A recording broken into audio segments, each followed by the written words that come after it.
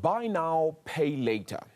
Services are seeming to boom in South Africa as cash-strapped consumers use them to manage rising living costs.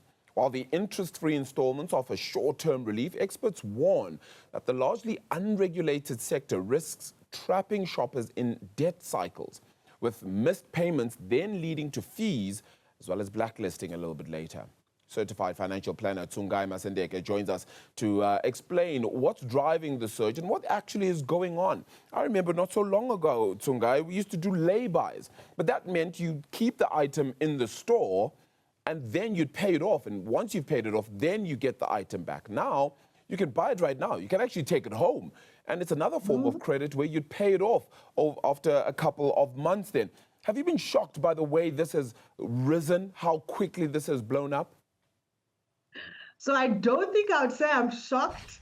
I know that as South Africans, people love to spend. We are a consumer-driven and consumption-driven nation. So I don't want to say I'm shocked, but it is sad that we have been captured by this trend in this period. Remember, out of every R1, South Africans are paying almost 70 cents for their debt. So I'm not surprised that this is what's happening. It's just sad because it just means they're going to be even more indebted. Yeah, I mean, has this become the new credit card effectively? Because it just feels like it replaces debt that we've always had. Maybe you just couldn't get it now from a bank, and now you can get it from another institution. Yeah, it has become the new facility for credit. And you know what makes it even easier to access is the fact that before you even get into these contractual agreements, there's no credit check. So you might be the individual who has got a bad credit history, bad credit score, but because most of these merchants are trying to push volumes, trying to push sales, trying to push product, they're willing to overlook your credit status in order for you to actually buy immediately. And because we love those gold shiny things, and if you can take them home right now, why not? Yeah, I was fascinated by it, actually, having gone to a retailer pretty much recently myself. And it was right in front of me, one of those where you could buy now, pay later. And I just thought, I've begun to see these pretty much everywhere. There's not much by way of regulation, though. And that is also a key concerning issue, because without the regulation, it means that there's no checks, as we've just made note of, which means that it grows and grows and grows and can only hurt. And you're on spot there, Arabile, because if there are no checks and boundaries, it means that your credit facility is actually limitless. So people are using these buy now, pay later facilities to buy your smaller household goods, to buy clothing in some instances, to buy your smartwatches, to buy electronics such as phones. And you know, with those kind of things, there's just so many you can have. So I guess there is, in that regard, some form of a limit or boundary. But in terms of how often you can use it, there's absolutely no limit. And I would like to actually warn people, please use these facilities responsibly. Because if you have 10, 15 different buy now, pay later facilities, it means it will catch up with you. Those fees will catch up with you. And like you mentioned in your introduction, that blacklisting can be on the horizon if you're not in a position to then finance each and every one of these credit line facilities. Yeah, I mean, you deal with a few clients as a certified financial planner here who perhaps are facing a bit of debt. How much of this features in some of the client work you've had to deal with?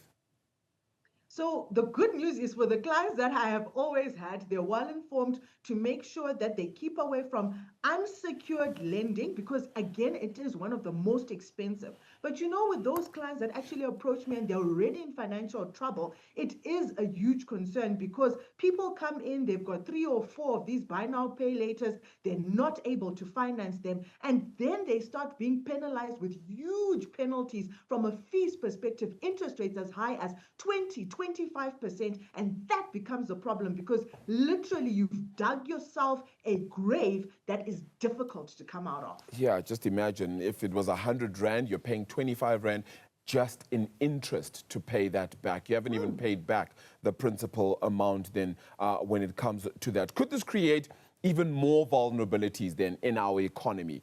particularly then of people who bear the brunt of the economic stance of our country then as well, because they worry that if they aren't able to afford goods and items for the following month, they're going to have to try and find loans elsewhere, and these seem to work so well.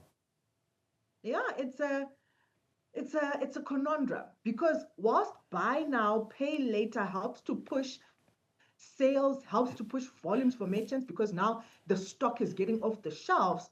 Inadvertently, it puts the consumer under pressure, especially over the long time, in terms of the ability to then finance or pay off their debts. So, yes, it looks great in the short term, but what we found is that over the long term, it does have consequences, most of them negative, because if you're already fast stretched, the reason why you're actually buying it now and choosing to pay later is because you don't have the cash flow. And as long as you're buying consumptive goods, goods that are not increasing your net worth, goods that are not helping you to increase your income earning capacity, that is bad debt. And bad debt gets you into serious trouble over time. It does impact ability to afford even your normal household purchases. So over the long run, it is a self-defeating mechanism. Yeah, and while there may not be credit checks, this would still impact your credit score effectively, right?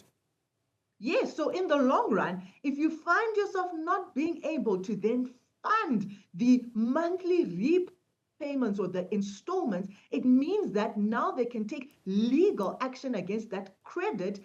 And this then results in people either having blacklistings, people being put on foreclosure, sometimes even people having to be given summons for that bad debt. And remember, it's still sitting on your credit report. So if now you've got those adverse listings on your credit report, it does impact you, especially when you now want to buy bigger, meaningful items such as property or even cars. It then comes to bite you viciously. Your biggest warning then to anybody looking to get into a buy now, pay later contraction or contractual arrangement right now?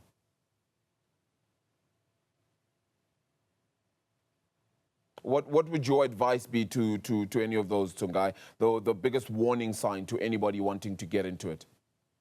So I always say, if you cannot afford to pay for it cash now, it's an indication that you probably cannot afford it. It's probably, again, an indication that you need to wait a little bit longer until you can manage to buy it out of pocket for cash. However, I do appreciate that some people are really, really financially cash strapped. So use it with wisdom. Don't use it for tackies. Don't use it because you want the latest, hairpiece, you want the latest bags. No, use it responsibly. We are on hard times. People are experiencing financial constraints. So my one piece of advice would be, if you find yourself needing to use it, please use it responsibly. But if you can avoid it, do so by all means. Well, question marks are around regulation as well here, but also our own responsibility towards our finances. Tsungai, thank you so much for the time.